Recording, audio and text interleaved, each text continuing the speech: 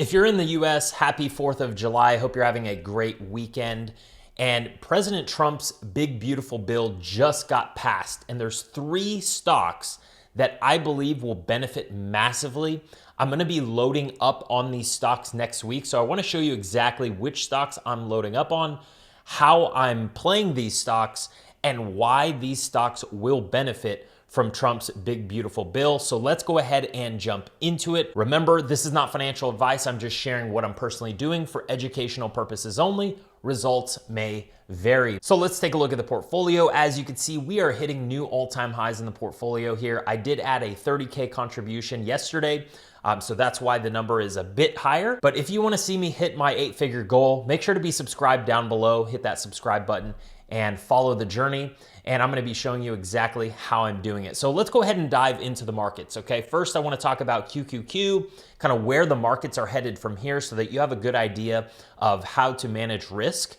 And then I'm going to talk about those three stocks and where I see them going. But as you can see, QQQ just hit new all-time highs. We hit this 557 area, which I didn't think the market was going to go up this high this fast, but I did predict that it was going to land somewhere between the 550 and 560 area. Now, going forward, I think we can get all the way up to 570 in the next couple weeks, just based off of kind of where we're at, this new bill coming through, which is projected to print about $3 trillion just to fund all of the things in this bill. So there's going to be a lot more money borrowed, right? The debt ceiling is going to increase for the US, which means more dollars printed and more money flooding into businesses and then flooding into the market. So that's what I see from here. We could definitely hit these 570 levels before seeing a decent size pullback. And that's kind of what I'm seeing right now. On the RSI, this is something I look at, RSI and MACD. MACD is just, starting to become bullish and have that bullish momentum. And we just got overbought on the RSI. So if we go back to previous years, like back in 2024, we saw the RSI overextended here all the way from June 11th to, July, basically 11th. So about a full month of just super overextended on the RSI. So if history kind of rhymes, right, we could see the RSI overextended for a good month from here. So maybe we have a nice rally all the way into mid-August, and that's, kind of what I'm playing it for. So as you can see that, let's go ahead and take a look at the VIX. This is the Fear and Volatility Index. This is another indicator that I look at because I trade options, I sell options for a living, and I want to make sure that I'm not, loading up fully allocated with my cash when the VIX, the Fear and Volatility Index, is at an all-time low, right? When there's all greed and confidence in the market, that's when we should be fearful. So with the VIX being at 1637, that's where it closed, that's actually slightly elevated. There still is a little bit of fear going into the tariff pause next week on July 9th, on Wednesday. Now, I don't think that particular event will cause a huge VIX spike or a huge fear spike of any sort, but if things go wrong, like maybe a couple countries decide not to do a tariff, make a tariff deal with us, then, potentially we see a little pullback on QQQ, maybe down to this mid Bollinger Band line, maybe down to 540. Okay. That's kind of the largest pullback I would think that could potentially happen, but I'm not really seeing that because the VIX is still a little bit elevated. And I do believe that the VIX will head down to sub 15. And when that happens, I'm going to be clearing up cash. These right here are my VIX cash allocation levels. So this is what I usually do, right? If VIX is between 10 and 12, I'll have like 70 to 80% cash, 20% allocated. But we're kind of hanging out right here, VIX 15 to 20. So according to my principles, I could be 60 to 80% allocated. Right now, I'm about 85% allocated. So I have 15% cash. I'm definitely more aggressive than my principles because we just came off the 5th fastest stock market crash. So I do believe we're headed higher from here. Odds are we're probably going to be overextended for quite a bit, maybe the next few weeks, especially since this big, beautiful bill just got passed. But let's go ahead and jump into that. Now, before we do, if you do want to learn how to trade options and you want to join me and 230 other high-level traders in my mastermind, then that'll be at the top of the description. You can watch my free training here, a little backstory about myself, how I became a full-time options trader, and then you could even watch some of our client testimonials, with massive success. Okay, so check that out. And then also I want to show you inside our community. So right here is our community. We have a section where people post inspiration for the week. As you can see, very, very good results here, but obviously this is based off different risk tolerances, different account sizes, but we have a lot of success stories here of people really enjoying the program and getting the full benefits, as you can see. So that's that. And then also I post all my trades in here. So this is a sneak peek of my trades, how they work. And obviously you get full access to that if you join the mastermind. So make sure to check out that description, and let's go ahead and jump into it. So the top benefiting sectors of this big, beautiful bill are energy and fossil fuels, defense and aerospace, which we'll be talking about because basically the US is going to be allocating roughly $150 billion towards military expansion and including funding for the Golden Dome. So we're going to talk about the Golden Dome missile defense system and which stock is primarily going to benefit from that. Okay, and then manufacturing and industrials. That's also a big one because in the bill, there's an enhanced tax credits for chip manufacturing. So you can only guess which stocks are going to benefit from that. But basically, boosted advanced manufacturing investment tax credit. The bill increases the CHIPS Act from 25% to 30%.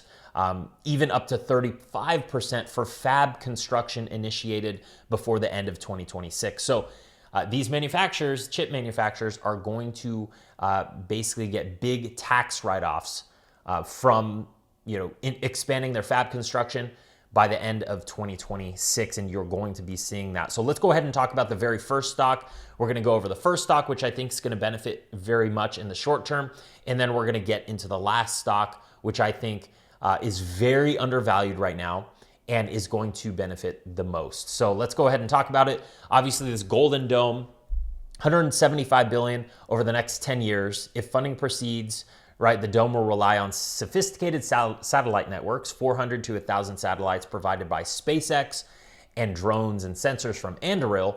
But, okay, let's take a look at Palantir's involvement. Their involvement is basically its Gotham platform will function as the central digital infrastructure powering the Golden Dome, okay? So literally, Palantir's infrastructure is going to be the center of this Golden Dome. So that is basically locking in forever revenue for Palantir from the US government, okay? That is massive. And I'm glad that I called out the leaps options last week. I still think there is a potential opportunity to get in on them if we do see, maybe a little pullback to 133, 132, right? But I'm going to show you exactly how I'm playing Palantir because I do think that we will obviously proceed to breach all-time highs here going into earnings, all right? Now, after earnings, after the announcement, I don't know where this stock is going to go. It potentially could pull back based off of, maybe a little bit slowing revenue growth or just, investors kind of taking profits here because we are very extended, especially if we hit new all-time highs. If we hit 150 prior to earnings, then potentially we could have a nice little pullback and, kind of an opportunity to get back in. So I'm going to go ahead and talk about it. We're not even nearly overextended on the RSI here. We're kind of in this middle range. Okay, so we're kind of in this perfect phase. We've had a little bit of bearish momentum on the MACD, as you can see right here. So this is a perfect entry point. You don't want to be entering Palantir, right? I don't want to be entering at all-time highs. I want to be entering at discounts. And when I see Palantir go below this middle Bollinger Band line, it's always been a buy opportunity for me. As you can see right here, that was a buy opportunity, right? Even when it touched the middle Bollinger Band line here, right here, it breached the lower Bollinger Band, that was buy opportunity, right? So every time it's done this, it's been kind of a buy opportunity. So that's why I'm liking it right here, especially with the market being so bullish. So let's go ahead and jump into the portfolio, and I'm going to talk about two specific trades that I'm doing on Palantir. But remember, this is not financial advice. I'm just sharing this for educational purposes only. So as you can see the portfolio right here, okay, we're going to go to the Palantir position. We currently have 9 cash secured puts at the 125 strike. So basically, I'm collecting premium, okay, a monthly premium, as you can see right here, 2K and 1K. Those are monthly premiums I'm collecting on these cash secured puts, okay? Now, if Palantir goes below 125, I will be forced to buy the shares, 100 shares per contract at $125, okay? So you could see, my overall position size here is a 6-figure position size, all right? That's the risk I'm willing to take. I like Palantir at 125. So if I get assigned, great, got it at a discount, and that's what I plan to do, all right? So, but I also, this week, purchased 4 Jan 15th 120 call options, all right? I paid this much, as you can see, okay? And I'm already up 4.5%. I'll probably ride these to 10, 15, 20% in the short term and just get out of them before earnings. But this is what I would do this week if I had to, do this all over again. I'd probably pick up, the same ones, 120 or even 125s. I would go out to Jan 15th, 2027, okay? Give myself enough time to be right in case I have to hold on to these for over a year, right? Worst case scenario. And I'd pick up the 125s for 4,700, right? I'd buy one of those, and I would just hold that into this rally and this benefit that Palantir is going to see from the big beautiful bill. Okay. Now, a safer play, okay, for next week, I potentially will add more to the position because it's currently 10% of the portfolio. I'm fine with it being closer to 12. So I may be adding more, all right? And what I would do is I would go out to, let's just say August 8th, okay? This is actually earnings week. So we're taking advantage of high implied volatility during earnings week. There's more risk during earnings week, right? Because the market makers are expecting this stock to potentially move up 24 points or down 24 points from where it's currently standing. So market makers are predicting that this stock could potentially go up to, 158, or it could go down to 110, okay? So it's a big range. So I'm willing to take that risk here. But as you can see, if I did the 125 strike again, that would be a 32 delta. That's a 32% chance that the stock will actually go below this 125 strike, and I will be forced to buy 100 shares. But the premiums here I'm collecting would be about a 5.84%. Obviously, these numbers vary, okay, because prices change, and I'm willing to take the risk of getting assigned. But 5.84% for me meets my return profile more than enough, okay? That's more than enough, and I really like that trade. So I may pick up some more 125s going into next week, okay, on Palantir. So that's the play for Palantir. I do think we will breach all-time highs before earnings. So I think we'll get up to maybe this 150 area prior to earnings. All right, that's my take on it. Now, let's go ahead and get into the next stock, which I think is an even bigger opportunity, okay, based off of fundamentals. Again, chip makers, okay, under the President Donald Trump's big, beautiful bill, 35%, there will be a 35% tax credit for semiconductors, okay? And obviously, all of the chip manufacturers like Taiwan Semiconductors, Micron, Intel will benefit from this bill, okay, if they expand their manufacturing facilities here in the US. And a direct beneficiary of that is Nvidia, okay? And Nvidia, in fact, is working with manufacturing partners to design and build factories for the first time. They will produce Nvidia AI supercomputers entirely in the US, okay? So they partnered up with Taiwan Semiconductor, right? They built a plant in Phoenix, and they're going to be doing mass production at both plants in Phoenix and Houston, okay, in the next 12 to 15 months. So Nvidia is going to benefit because now that these manufacturers are expanding their footprint in the US, they're going to be able to produce more chips for Nvidia to actually service the demand, because demand has exceeded supply at this point for Blackwell chips. Jensen Huang has even stated that for the past couple of years, like they cannot, physically deliver enough chips for the demand that is coming in. So Nvidia, I believe, is very undervalued right now, okay? We're trading at a 51 PE ratio here. And what we've seen in the past, okay, when the stock was trading it hit a new all-time high of 153 back in November, this stock was trading at like a 59, or even before that, a 65 PE ratio. So they are earning more money per share now at all-time highs, okay, they just hit 160, than a year ago, all right? So I believe Nvidia is way undervalued, and it's been treated like last year was the worst, right?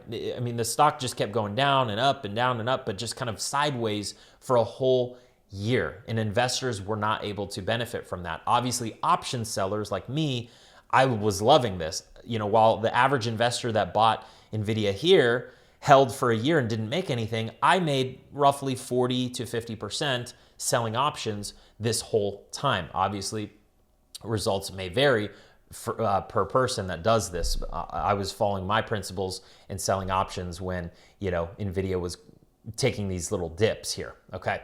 But yeah, so I think Nvidia will go up from here, potentially to the 170, 180 area by end of year, okay? Which is not far-fetched to say, because, from here, from this price point, even if it hit 170, that's like 7% away. That's nothing, that's not super overextended for Nvidia, which is more of a high flyer. Obviously, it's a blue chip, but right now we're just slightly overextended on the RSI, and I think we could be overextended for the next 2 to 4 weeks. So my plan on Nvidia, either it stays here and it kind of trades range bound, but I don't believe it's going to go below 150. Okay, so my play is, I'm actually going to go to the portfolio and show you. All right, I have, let's see what we got here. Nvidia, where is my Nvidia? Oh, it actually, all my shares got called away. So that's funny that as I'm filming this, all my shares got called away. So I do not have a position on an Nvidia. All my shares got called away at 146. I was selling covered calls against my shares. My cost basis was 145. And so I was collecting income from covered calls, and all my shares got called away, okay? So now I have a lot of cash freed up, as you can see right here, okay? So what I'm gonna do is I'm gonna go out to, I'll probably go out to August 8th. Earnings, I believe, are the week of August 22nd, but I'll go out like 35 days, okay? And I'm gonna go ahead and get pretty aggressive and sell the 150 put option. And that's about a 2.32% return. Obviously, these numbers will vary. This is not guaranteed right now because the prices change. Prices will change on Monday, but I'm probably going to go for this 150 strike to collect that, and that feels pretty safe for my risk profile. So I'm loving that, and I think Nvidia will not go below 150. If it does, then I'm happy buying 100 shares there per contract, and I'm probably going to load up on anywhere from, let's just say, 5 to 7 contracts of those cash secured puts, okay? So for me right now, the safest play is the cash secured put, and I like that. So I'm gonna load up on those, and if it does come back down to like this 145 area, cool, I got the shares, and I can just sell covered calls and collect income until the stock goes back up. But that's gonna be my second play for next week. I will be sizing up that position and reestablishing. Now the last play is Apple, okay? Apple will be spending over $500 billion in the next 4 years in the US, okay, to expand manufacturing, okay? They're gonna be expanding manufacturing for their servers to power their artificial intelligence, or Apple Intelligence, okay? So they are going to benefit. They already have a new manufacturing facility in Houston. They're going to benefit from this tax credit, and that's why they're spending so much to expand that. Now they're bringing tons of jobs, right? 2.9 million jobs currently supported, 20,000 new hires in the next 4 years, and 24 new US factories producing silicon for Apple products, okay? So this is great, US expansion, and they're gonna receive those credits. And now Apple's finally starting to take off. We're not overbought on the RSI yet. Okay, MACD just crossed bullish last week. So the momentum indicator is showing that now we have some bullish momentum. And my prediction is that we will hit around probably 240 to 250 by the end of year. Okay, so we're going to be somewhere between, let's just say 12% to 17% up. That's my prediction by this year. Okay, I do think it will hit those levels. So how I'm playing this, all right, I'm not buying call options because this stock could move a little slower than expected. But there is some good premiums in the cash secured puts. So let me show you my current position. All right, this is my position, again, for educational purposes. I have the 205 puts. I have 4 of those, and then I have 1 200 put. And I just put on these 205 puts literally yesterday, okay? So, and then I have 200 shares that are gonna get called away most likely next week. If they don't, then I'll move these covered calls up higher for more income. But what I would do is, we could go out to earnings week, okay, just to take advantage of that higher implied volatility. That's what I did. I sold the 205 strike put options because I'm okay getting assigned 100 shares there. That's the risk, all right? And this, the return is 1.62%, okay? So nothing too substantial, but, over time, annualized, that is substantial for me. That hits my return profile, so I like that. But obviously, these numbers are not guaranteed. These will fluctuate based off of where Apple opens up on Monday. But I feel safe there because I don't think that the stock is going to go back down here to 205. I think it's going to be heading higher. So I'll just continue to sell cash secured puts and roll them up as the stock moves higher. I'll just kind of stay slightly below the stock just in case it comes down, and then I'll pick up those shares at a discount and get paid to do so. So I really like these stocks, these 3 stocks. If you enjoyed this update video, please give it a thumbs up. That helps boost in the algorithm. And I will see you in the next one. Take care.